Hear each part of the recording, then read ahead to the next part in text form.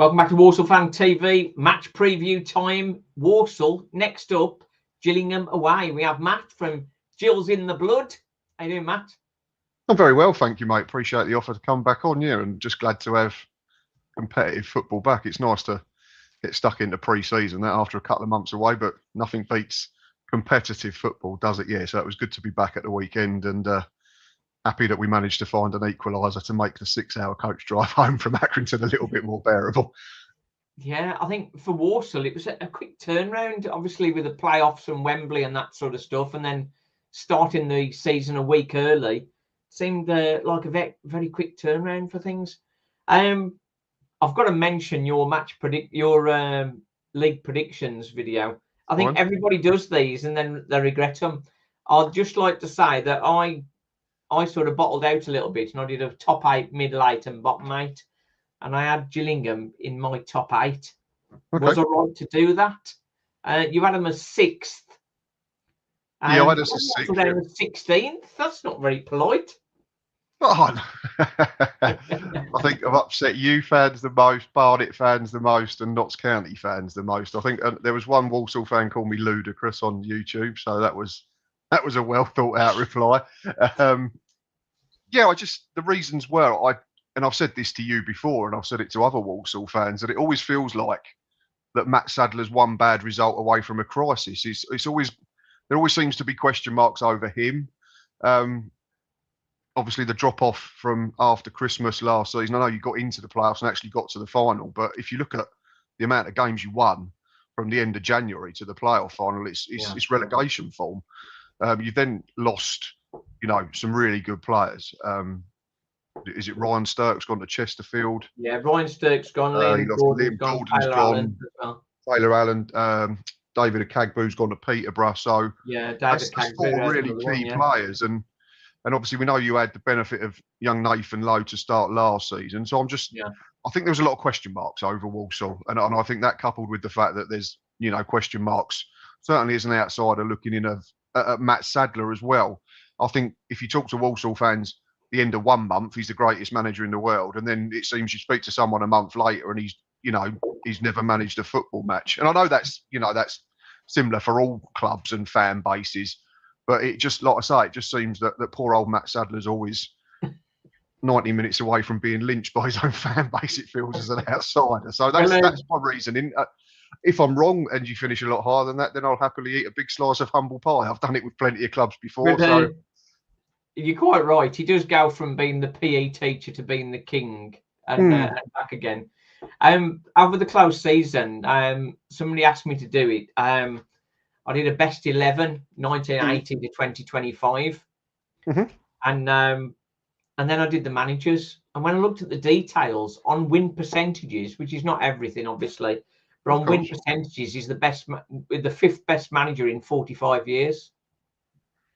There you go then. So, and the best manager on win percentage since 2006, 2007. So we've had far worse managers, but yes, Matt Sadler has made his mistakes. I think, as I've said on the channel, the Nathan Lowe going was obviously a loss. At the time, George Hall and Jack Earing got injured at the same time. They were providing the energy for the 2 midfield 8s when they were shot effectively for the last 30 minutes. And as you'll know, Walsall scored most of their goals in the second half. So losing them at a key part of the season and losing Nathan Lowe knocked a lot of confidence out of the team, particularly when you lose a couple of games. And that sort of, then the feeling that everybody's catching you is, it sort of hurts again. And as you'll know from when you've played football yourself, when you're winning, you've got all the energy in the world. When you're not winning, suddenly you realise you're knackered. And that was definitely the case. We've got a lot of young players that were new to the EFL, and really sort of lost out due to lack of experience and leaders on the pitch. We've got a couple of people that should have led better. Donovan Daniels had an injury, hadn't played much. So maybe it's a bit overcritical to say he should have led more, because he didn't really get much time on the pitch to do so. Jamil Matt is a great leader up the top end of the pitch, but at the back end you've got David Cagboo, Harry Williams, and Taylor Allen, and a young keeper. He switched out the keeper and put Sam Hornby in, trying to sort of correct things there. But it just seemed like the team lost confidence. But looking forward, this season, Walsall again have a lot of young players with not much experience. But we've got a very key centre half with so much experience and nous and confidence to speak in Aidan Flint. He's got 5 promotions on his CV, and he's such a massive influence. That signing alone has sort of transformed my view on where Walsall are heading. And from what we've seen in pre-season and from what we saw on Saturday, Walsall, of course, went down to 10 men. They had taken the lead. I'll come to that in a minute. But going down to 10 men on 20 minutes, and then with the extra time, played 80 minutes with 10 men, and only conceded 5 shots on target in the whole of the game. Yeah, no, it was a phenomenal effort. I mean, to me, it was probably one of the results of the weekend, given, the doubts around Walsall, and I think a lot of people are backing Swindon to do fairly well this season as well. Yeah, so to play for that long with a man like is testament to the boys and Matt Sadler as well. You've got to give him credit, because he has to find a way to adjust and tweak things tactically to keep you not only in the game defensively, but also to try and retain a threat as well, because you can't just sit in for 75 minutes. I think if you just try to defend, you'll end up getting picked off eventually. But really impressive result. So yeah, really solid start. So fair play to everyone. There's a funny thing. The equaliser for Swindon, if anybody sees the highlights that weren't at the game, that is the most ridiculous penalty you'll ever see. It's this new rule, isn't it, apparently? Pardon? It's this new rule, isn't it, about if defenders hold on in the box and they're not looking at the ball, a penalty will be given. There was one given in another game as well. So it's one of the referee things that's going to be new for a couple of months, and then it'll probably phase out again. But yeah, there was a couple of penalties I saw given and thought, but what are they given for? But yeah, that's the reason. If the defender holds on and has no intention of playing the football, regardless of what the actual contact is in terms of how much he's pulling the player to the floor, a penalty will be given. I only found that out through listening to the NTT20 podcast. So it was one that I sort of looked at the time and thought, that looks really, really soft. But yeah, that was the explanation. So defenders beware. You get that on every corner, don't you? Where people are just trying to block a player off. But it seems that at the moment, if you're making yourself just grab hold of the player with no intention of actually looking at the football or going towards the football, then there's a chance that you could give a penalty away. So people like Harry Smith will probably come to the fore in the first couple of months of the stadium season, because they'll get plenty of spot kicks. But how long it lasts, we'll see. Yeah. Well, for me, obviously slightly biased, as you might guess, but he wasn't holding on to him. It was more they were holding hands more than anything else. And Harry Smith just drops to the floor like a 6'5" guy drops to the floor because somebody held his hand, I think. Yeah, as you say, will change. It is really soft. I think it was Crewe was the other game as well. Mickey Dimitri was penalised for something similar as well. Yeah, but I think that was more of a. I saw that. That was more of a wrestle to the ground, wasn't it? That was a little bit, yeah. Again, and it comes back to those that make the rules. There has to be some clarity on how much contact is enough for a player to go over and how much contact is deemed enough to be a penalty. So. Could be fun for a few weeks. It might become non-contact at corners for a little while. It's good that they're giving some more challenges to League Two refs, because they had been perfect up to now. Well, exactly. Yeah, they need more challenges because they're ever so good all the time. Yeah, so. Oh dear, absolutely ridiculous. Right then, so on to Saturday. Disappointing result from you from last weekend. But I suppose getting a draw away is never a bad thing. Disappointing depends who you talk to, I suppose. I'm in the camp of you get out your first day, and if you don't get beat, it gives you something to work with. It gets you on the board straight away. We weren't brilliant, and I'm not going to sit here and pretend otherwise. We didn't have a shot on target, which is a problem that we've had for a long time. But the two strikers that we brought in the summer were both unavailable. We've not seen Sam Vokes yet because he's been recovering from this broken arm. Unfortunately, he did it for final day for Wickham. The annoying one was Seb Palmer-Holden, who looked really bright in pre-season. He pulled up with what looked like a hamstring tweak in the final friendly, so he was missing. We're hoping that they got to it early enough and he might be available for the weekend. And we had no Aaron Rowe, who was probably the best player under Gareth Ainsworth at the back end of last season, who plays out wide and provides pace and direct running and trickery.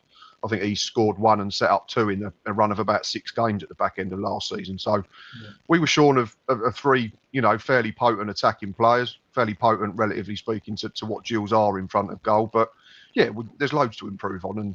But I'm sure as a Walsall fan, you'll be sitting there saying it weren't perfect and there's plenty to improve on. And no one wants to peak in August. And we've been there and done that the last 2 or 3 years, peaked in August and won our first 4 games. And everyone's, oh, we're going to do this and we go and do that. And then we spend autumn forgetting how to win football matches and end up in the bottom half. So what are you expecting? Speak to some, they'll be saying it's disappointing, but what are you expecting from Josh Andrews?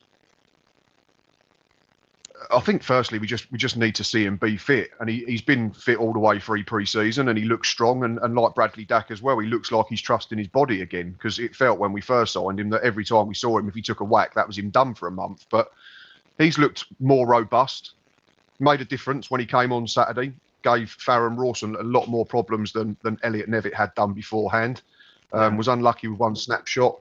So it was an encouraging cameo off the bench from Josh, and fingers crossed he can stay on the grass, because I think there's a good player in there. But you can't influence football matches if you're in the physio's room too much, unfortunately. I suppose your Aidan Flint is Masterson, isn't it? He marshals the back quite well. Yeah, to a lesser degree, certainly in terms of experience. He's only 26, 27 still, so still fairly young, I say, as a centre half. I think centre halves come into their prime when they get to 30. But he's the eldest of the quartet. And I'm very happy with all 4 that we've got to choose from. We kept Andy Smith on a permanent after having him on loan last season. Obviously, Connor and Shad Ogie were there last year, and Sam Gale was one that came through last season and did really well back end of from back end of December. He got in the side, back end of February, sorry, and he didn't miss a game after that. But he picked up a little niggle in pre-season, so he was only on the bench at the weekend. But if you've got 4 very good centre halves, but that's not been our problem, has it, Simon? You know that. I know that. It's at the other end that we need to improve. And I've said all summer, if we can add a dozen goals to the scored column and remain defensively solid, then I think we'll be there or thereabouts. But it's been a long time since we've gone over a goal a game. So until it starts happening, we're going to have the same old issues. I think being so tight defensively gives you that platform, doesn't it? Absolutely. If you don't concede goals, you don't lose football matches. But the flip side to the coin is you can't. It's not sustainable to win 1-0 every week. You're going to concede at some point. So we have to get people like Bradley Dack and Johnny Williams and Aaron Rowe when he's fit, and Sam Vokes and Seb Palmer-Holden, a young lad called Joe Bode, who's been really impressive in pre-season. We've got to get them to the fore, and we've got to get them into good areas. We've got to create them good chances. And then when them good chances come along, they've got to make sure that they stick them away. Yeah. Sam Vokes. Sounds simple, doesn't it? Sounds simple. Yeah. Sam Vokes is guaranteed to be scoring goals for you when he's fit. I'd hope so, but maybe it's a good time to be playing you, I think. Potentially, like I say, I don't know if we might have a couple of those players back at the weekend and it might change things. But I mean, if you look at recent history at Priestfield between the two sides, it doesn't scream thriller, does it? Without giving too much away. It's probably a 0-0. To be honest, Walsall, they started off remarkably well. Bear in mind we played 10 men, played as 10 men for 80 minutes. Walsall did really good. They're very solid. It was like attack versus defence for the majority of the game. The Taylor Allen situation is going to be a big gap. But Evan Weir, last season, every time he played, apart from one game at MK, he looked really, really good. And we know he's got a good delivery from set pieces. So the goal he scored on 7 minutes, that sort of set us up. We have another Taylor Allen who can take set pieces. Because when Taylor Allen had gone, Jamie Jellis and Charlie Lakin, perhaps not the best at set pieces. So it was like, we really need somebody who's good on set pieces. So to have Evan Weir in the side, and there's a couple more that sort of pretenders to the throne, but I think he's definitely going to be a set piece specialist, and I think that won't be his only goal for the season. So, so that's stunning hit. I had a look at the highlights for the new show that we're doing on the channel, and yeah, really, really good free kick. Yeah, both goals were really good. I mean, I know Swindon parted like the Red Sea for the second one, but it was a really good one too. I think between I forgot the lad who scored it now. Connor Barrett and Courtney Clark. And it was Courtney Clark who'd come off the bench, hadn't it, and had a good impact as well. Yeah, and a really smart finish. So yeah, you can't ask for much more apart from don't grab strikers in the 6-yard box for a little while, and don't rugby tackle centre forwards on the halfway line. But apart from that, it was a really good day. Yeah, I think what led to that the sending off, it was just a bit of hesitation from Brandon Comley. He should have ran to cover the ground rather than he tried to hook the ball away. He couldn't reach it, and then it was just way off the pace, and then he fell over. They tripped over his own teammate, didn't he? And then tried to rugby tackle Harry. Yeah. And as he's going down, he's just put his arms out, and it was crazy, really. The ball was already running towards our keeper, so it was a bit of a silly one. I think CDM is an area that we need to strengthen. Ryan Stirk had his good and bad games last season. He sort of fell away second half of the season really poorly, but obviously got a lot of praise first part of the season. Lewis Warrington, we've signed. He's got experience, played a full season with Fleetwood in League One. Also played some time for Salford last season. But how well he'll settle and whether he's the answer at CDM, I don't know. So Saturday was a weird game because it was just attack versus defence. In a more normal game, he'd probably do better. But I think that's perhaps a position that we got to keep an eye on. As far as the whole squad, the issue and the criticism of Matt Sadler last season was the wing backs. Connor Barrett and Liam Gordon played them every single game, and they were just shot. Really, we've got 2 good wing backs on either side now, so the players are there for him to swap as long as he swaps them and keeps them both fit. By not overusing one or the other, then that helps. David Cagboo going. One thing he's got to learn, isn't it? One thing he's got to learn, because obviously that'll be something that you've said plenty of times, that he burnt a lot of the players out. So yeah, if he's learned from that and he can rest and rotate a little bit better, then obviously it'll mean that if you can go on a good run, hopefully it lasts a bit longer. And when it does stop, you don't end up with a horrific run that takes months and months to recover from. So yeah, it'd be interesting to see how he manages. Yeah, I think just touching we're trying to forget last season. It's one of those things you have to draw a line under it and just move on. But just in the heart of it all, Walsall had a bit of a bad run, and then they had a bit of a recovery, and we were away to Cheltenham, and we were 2-0 up with 5 minutes to play away to Cheltenham, and conceded 2 late goals from a deflection. Well, 2 deflections effectively.